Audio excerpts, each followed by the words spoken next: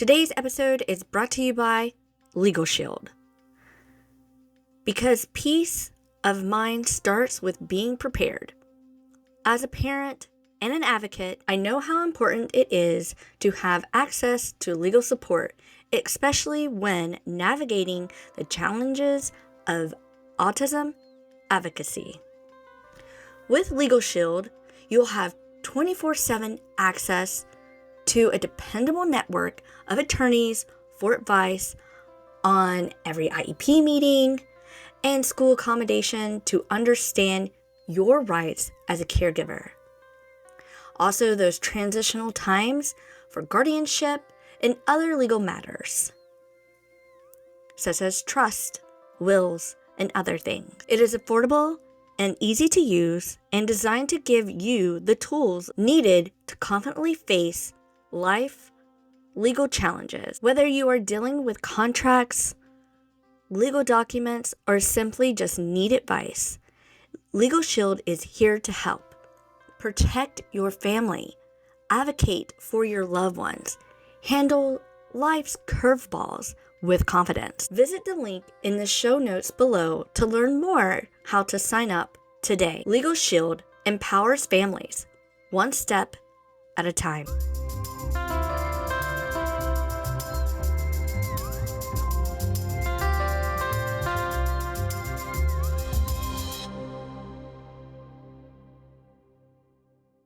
Welcome to Finding Your Identity in Your Autism Journey, the podcast where we explore complexities, breakthroughs, and unfiltered realities of lives touched by autism. I'm your host, Ruth Cassell, here to guide you through heartfelt stories, expert insights, empowering conversations.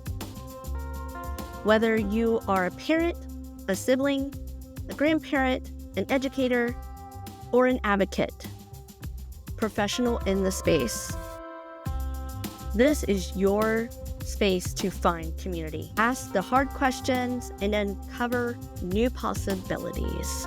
Let's dive in.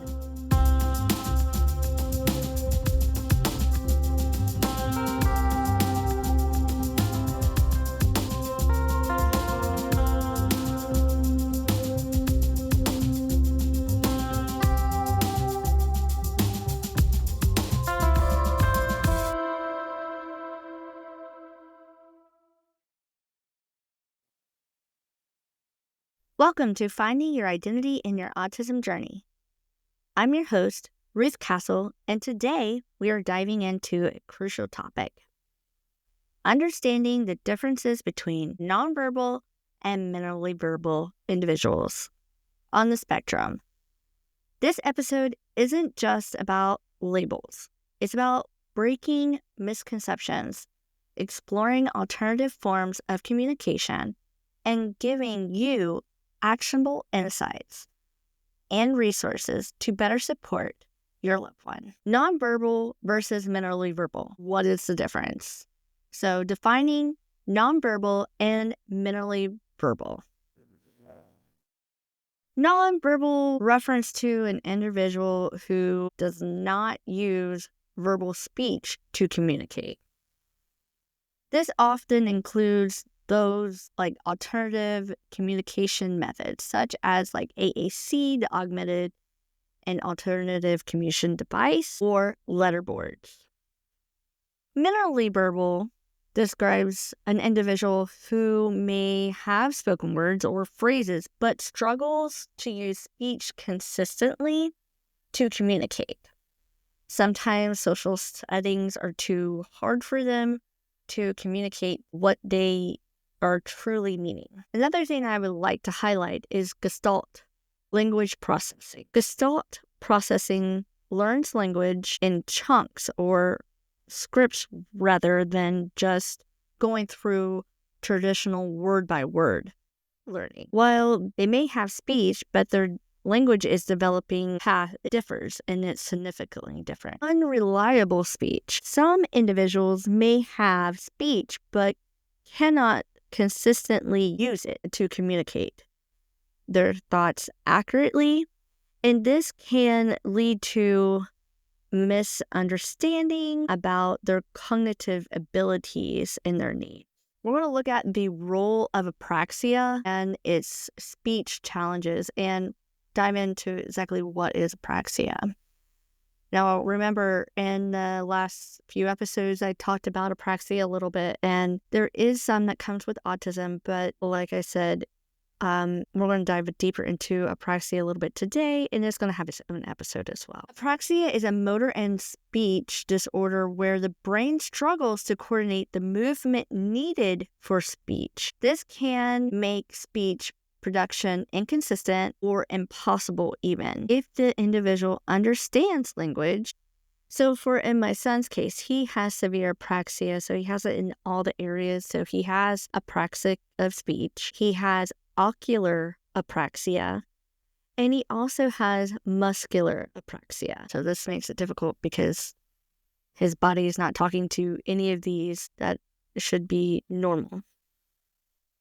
Apraxia is often misunderstood as a cognitive delay, but it is actually a motor planning issue. This is where the nonverbal and the minimal verbal individuals might really thrive with alternate communication methods because of those demands being placed.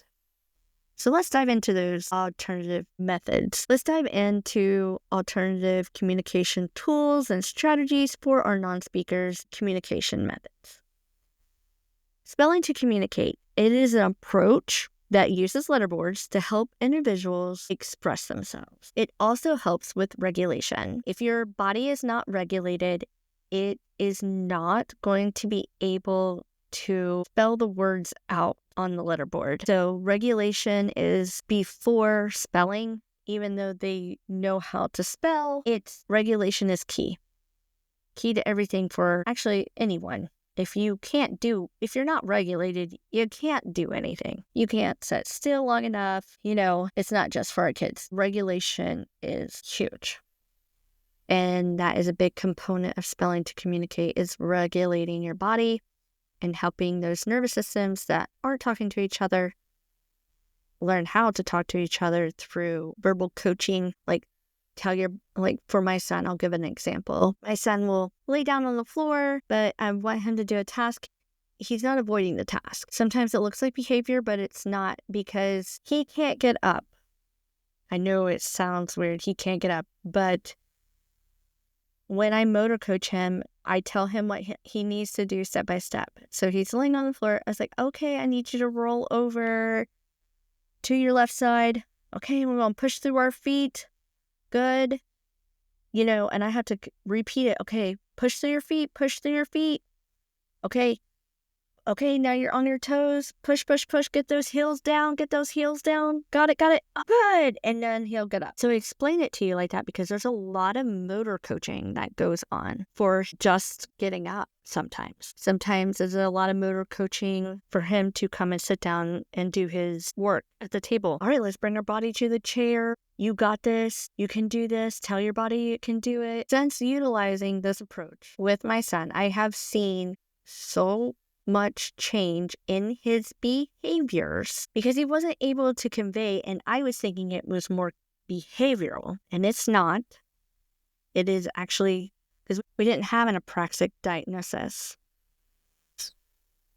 I had heard of apraxia, I didn't know it was a standalone thing. Then when I looked into the spelling to communicate and I got to learn more about it, then yes, I found out that it is a standalone, and now he does have an apraxic diagnosis, and found out that it is in all three areas. Also found out that he was diagnosed when he was 6 months. He was diagnosed with strabismus in his left eye, and it actually turned out that it was ocular apraxia, not strabismus. So the more you know and the more you learn. It's not going to be the same case for every child, but that was the case in ours.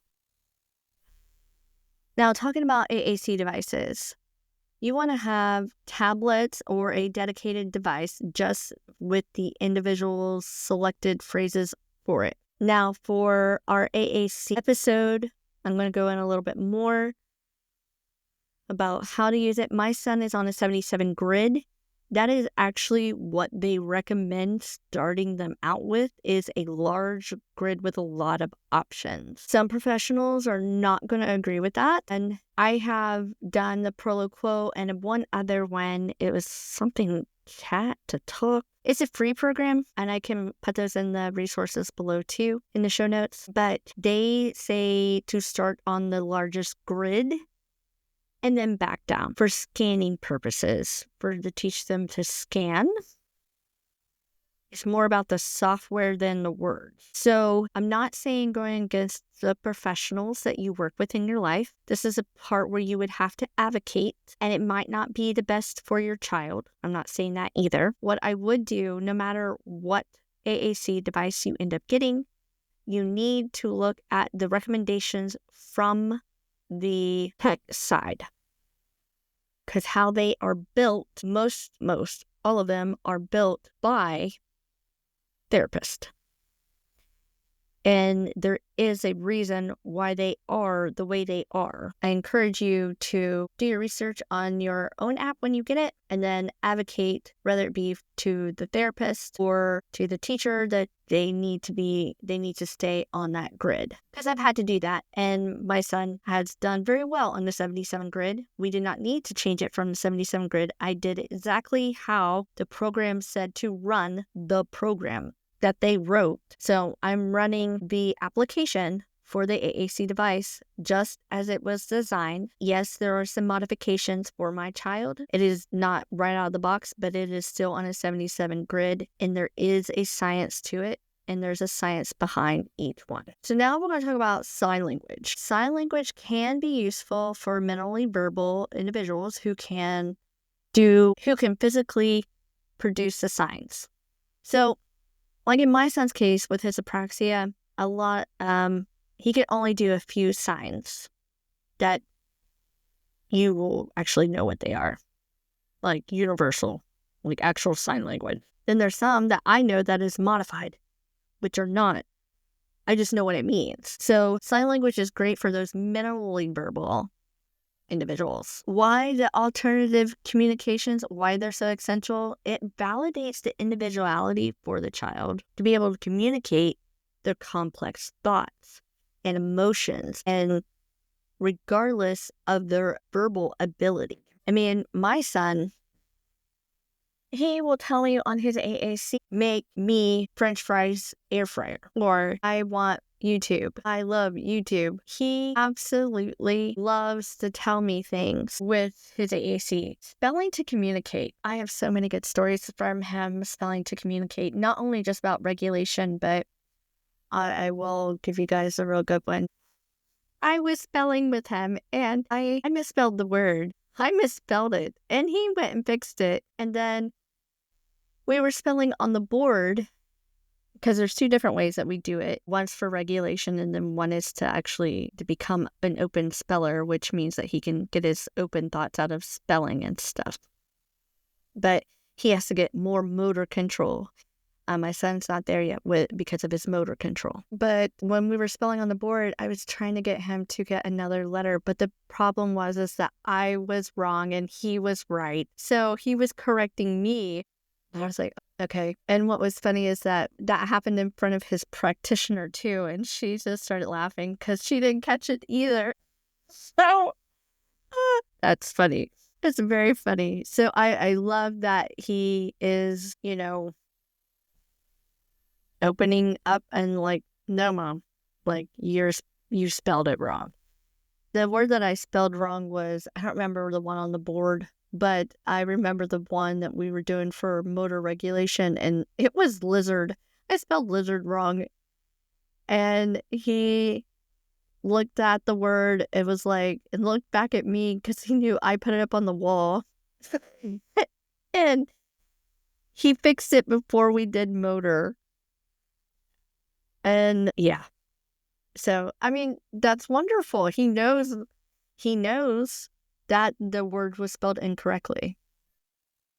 And I was like, I don't even remember the letters that I mixed up, but I spelled it wrong. So, but it makes me happy that he recognized that. So again, here are some resources and supports. So occupational therapy obviously will help. This will help with the motor planning and coordination and can improve access to those alternative communication. Speech therapy, that will help with the training for the AAC. Please, please, please, no matter what app you end up going with, please take their training that how to use their equipment. They all provide it. And then motor-based interventions such as prompt therapy to help with apraxia. That's also through speech as well. Prolo Quotes a Go is a popular app for AAC. Speak for Yourself is another application that people can use, and it is user-friendly. Letterboard and keyboards as used in spelling to communicate. The Speller's Guidebook. Also, another great resource is the Speller's Film, empowering families and caregivers for a mindset shift. Emphasize that being nonverbal or minimally verbal doesn't equate to the lack of intelligence or understanding. We're going to discuss the importance of presuming competence. Okay, some people and some professionals will say that this is a dangerous thing and you shouldn't do it. I look at it in this way. When your child first took their first step, did you say, oh no, don't get up, don't do that, and keep setting them down or putting them in like a bouncy or something where they couldn't get up and move around? No. You encouraged them to take those first steps. You presumed that they could do that action, because they are so close and you know they can do it. And sometimes this feels very hard to do. Doesn't feel very natural to do with our kids. But our children are already struggling, like in my son's case with his apraxia. He's already struggling trying to get his body to do what it needs to do. So I presume confidence that he can do this. I just got to be his biggest cheerleader to get him, to help him, to motor coach him, to presume the confidence that he can do it. And he's going to need a cheerleader on his side. Advocating tips for parents. So advocating for AAC devices in your IEP meetings. This is asking therapists and doctors for specific questions about motor planning and alternate communication. Caregivers, the self-care. Remember to take care of our own emotions and our physical health. The journey can be challenging, but deeply rewarding. Remember to fill your cup first. And that was episode 2. So I'm going to put that in there to remind you. And we're going to have more episodes on self-care because it is so detrimental to our overall health of our family that we take care of ourselves. Thank you for joining me on this journey today as we explore the world of nonverbal and minimally verbal communication. Remember, communication isn't about speaking, it's about connecting. Every child has a voice. It is up to us to help them find it. Be sure to subscribe to Finding Your Identity in Your Autism Journey and join me next week as we dive deep into another important topic, the world of AAC. Together, we will learn, grow, and empower each other. Until next time.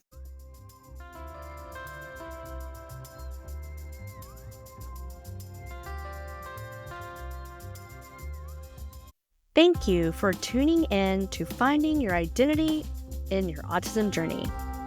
I hope today's episode inspired you, brought you some clarity, or simply reminding that you are not alone. Be sure to subscribe so you never miss an episode, and if you enjoyed this conversation, leave a review and share it with someone who might need it. Until next time, remember, your story matters, your voice matters, and together we can navigate this journey one step at a time.